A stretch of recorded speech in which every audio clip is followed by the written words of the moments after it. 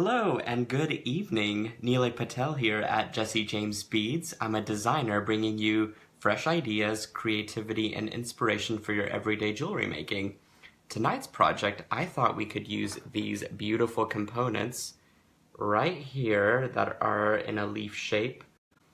These are from the Goddesses collection available on www.jessejamesbeads.com, so you can pick up yours from there. And I thought we could do a bracelet tonight using these beautiful little components. So I am going to show you how to create a little curve. So I've got an example here of how I've curved it.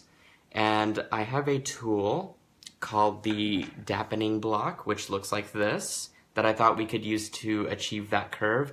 I'll also be showing you an alternative way on how to make that curve without the tool in case you don't have one or are unavailable to get one. And I've also got the beautiful Jesse James Beads Egyptian Goddesses collection. They're beads that I have to show you that I'm really excited about. So let's get started. I'm going to flip the camera around and we'll get going. Alrighty. So again, here is my shape that I have made with that component. Oh, isn't that just beautiful? I love this filigree that is these little intertwining wires. But I have a dampening block here. I'm going to use the largest round surface area here to create that arc. And really the only reason for that is because I want it to go with the curve of my wrist. Otherwise the flat just does not work and it won't bend correctly. And as you can see, it kind of just doesn't lay correctly. So this is one option that you can do with that. And the other part of the dampening block is this little tool right here that's used for hammering. Once you put your component down, you just give it some taps with your hammer. In this case, I'll be using a just a nylon end hammer to achieve that. And the other thing I want to do is I don't want to directly hammer onto my table, so I'm going to actually temper it with this guy right here, just so the noise level will also be under control. But you simply can put your component down in there, put your little, whoops, tool. If it's not quite fitting, what you can do is just take your fingers and bend it just a little to help it fit in there, and then just simply whack it with your hammer. Whoopsie. It is, whoops, awkward to do this with the camera, so I will do my best. There we go. And as you can see, it starts to form into that dome as I hammer. And you do want to be gentle with it, only because you don't want to mar or scratch any of this beautiful surface. But as you can see, it kind of gave me the arc that I needed. Another thing you can do is actually, if you have a round form, and you don't happen to have any of these tools, you can use a round form to gently bend with your fingers that sort of arc shape. And what I recommend also doing is if you're going to bend it, I would put a piece of cloth over it and then bend it, because your fingers will definitely forgive you later for that.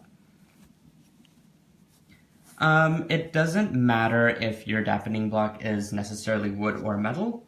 I think the wood would prevent any sort of damage done to this, but as you can see, I did it on the metal and it seems to be pretty great. So it's really just up to you.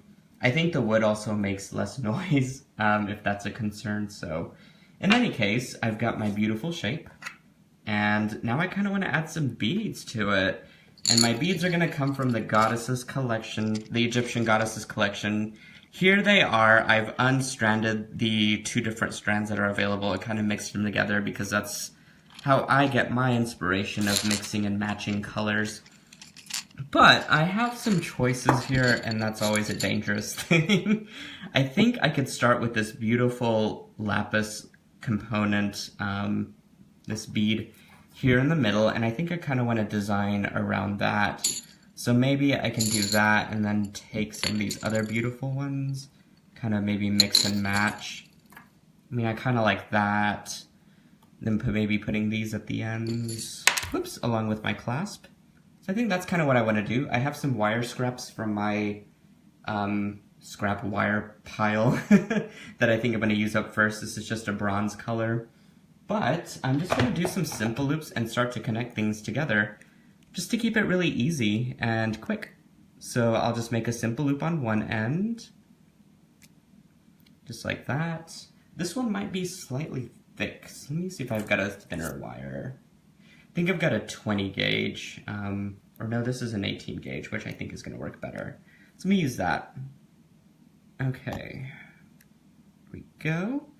Break the neck, all in one motion there.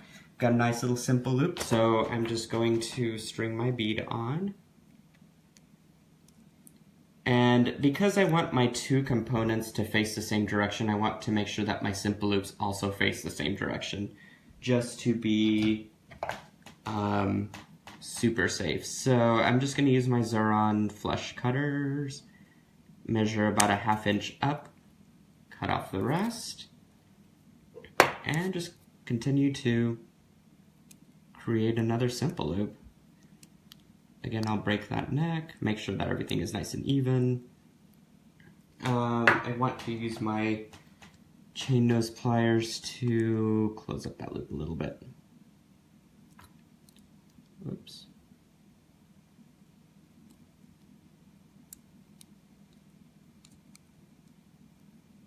Whoops. There we go. Trying to configure this in with the camera is always slightly tricky. There we go. As you can see, they're facing different directions, so all I'm going to do is grab one loop with my round nose and the other with my chain nose and just kind of make sure that they are perpendicular. So now I can simply open them up and attach my components. There we go. These have holes everywhere, so you could definitely pick and choose where you want to insert your component or your bead to. There we go. And I'll go ahead and do this to the other side, and I'll kind of show you how it's going to lay on your wrist. There we go. Move that in. I just love these quick little easy projects. Now, as you can see, oops, there we go. Once I get my other beads attached, you can kind of see how it's going to lay on my wrist, and making that arc is very important for the structure of this bracelet. So I think I'd like to spend the evening configuring my beads and making my simple loops and finishing up this design. I will definitely photograph it for you guys and put something up here shortly. I'm going to turn the camera back around. I hope you enjoyed the quick little tutorial, because everyone loves a quick and easy project, right? Anyway, if you love these tutorials, don't forget to check out our YouTube channel. Just search for Jesse James Beads. And you could definitely find us and subscribe, please. And if you love these videos on YouTube, definitely make sure to turn on your notifications. And if you love me, I have a brand called Beads and Bubbles, which looks like this. You can find me on Facebook and Instagram. Just search for Beads and Bubbles, all spelled out. I've also got a Etsy site. It's called nealaypatel.etsy.com. And you could find all kinds of fun kits and mystery boxes, as I just showed you, and some other fun things. So I'm always doing tutorials, and I'm always here on Jesse James Beads. If you have any questions, make sure to comment or message us, and we will get back to you as soon as we can. And stay tuned for more demos and instructions for you guys. We love inspiring you, and you always inspire us. So until next time, you all have a great evening, and I will catch you again here soon. All right, good night.